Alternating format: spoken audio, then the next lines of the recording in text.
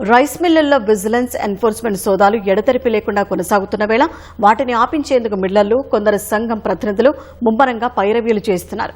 కేసులు నమోదు కాకుండా విఫల ప్రయత్నాలు చేస్తున్నారు. ప్రభుత్వం మాత్రం ధాన్యాన్ని దారి మళ్లించిన వారి పట్ల కఠినంగా వ్యవహరించాలని నిర్ణయం తీసుకున్నట్లు తెలిసింది. భారీగా బకాయిపడ్డ కీలక మిల్లర్లను అరెస్టు చేయాలని vigilance enforcement director general DS Chauhan నిర్వహించిన సమీక్షలో ఆదేశించినట్లు సమాచారం. ఈ మేరకు జాబితాను సిద్దం చేసినట్లు తెలిసింది. 2 రోజుల్లో మిల్లర్లపై క్రిమినల్ చర్యలు తీసుకునే అవకాశం ఉంది. అక్రమాలకు పాల్పడిన రైస్ మిల్లర్ల భరతం పట్టేందుకు ప్రభుత్వం కసరత్తు ముమ్మరం చేసింది. వాస్తవంగా ప్రభుత్వం రైతుల నుంచి వడ్లను సేకరించి ఇస్తే వాటిని మిల్లర్లు మరాడించి బియ్యం ఇవ్వాలి. అయితే భారీ సంఖ్యలో మిల్లర్లు వడ్లను, బియ్యాన్ని అమ్మేసుకుంటున్నారు. వచ్చిన డబ్బును రియల్ ఎస్టేట్, ఫైనాన్స్ వంటి వ్యాపారాల్లో పెట్టుబడులు పెడుతున్నట్లు సమాచారం.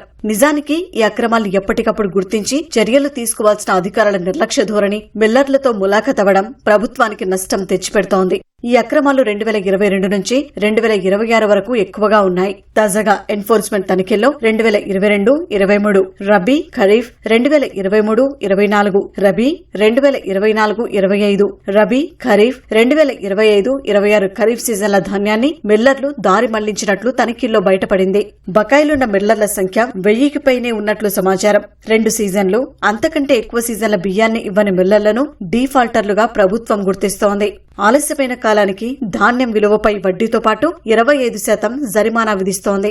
అయితే అప్పగించని వడ్లకు వడ్డీతో కలిపి డబ్బులు చెల్లిస్తామని 25% జరిమానాను మినహాయించాలని మిల్లర్ల సంఘం ప్రతినిధులు ప్రభుత్వంపై ఒత్తిడి తెస్తున్నారు. ముఖ్యంగా చిన్న మిల్లర్లకు మినహాయింపు ఇవ్వాలని కోరుతున్నారు. జూలై 20న మొదలైన విజిలెన్స్ తనిఖీలు 2-3 రోజులు మినహా ప్రతిరోజు కొనసాగుతున్నాయి. తొలుత పౌర సరఫరాల శాఖ అధికారుల స్థాయిలో ఒత్తిళ్లు తెచ్చేందుకు ప్రయత్నించిన మిల్లర్లు ఆ తర్వాత ప్రజాప్రతినిధులు, నేతలను కలుస్తున్నారు. ప్రభుత్వంలో కీలకమైన వారి అపాయింట్మెంట్ కోసం కూడా ప్రయత్నాలు జరిగాయి. మరోవైపు కొందరు దాడులు ఆపాలంటూ విజిలెన్స్ ఉన్నతాధికారులను తాజాగా కలిసినట్లు సమాచారం. తనిఖీలు ఆగేది లేదు.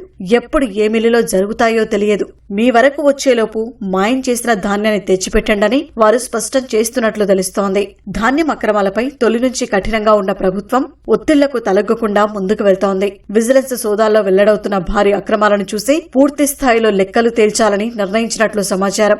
మరోవైపు దారి మళ్లించిన మిల్లర్ల నుంచి రికవరీ 1000 కోట్ల రూపాయలు దాటినట్లు తెలిసింది.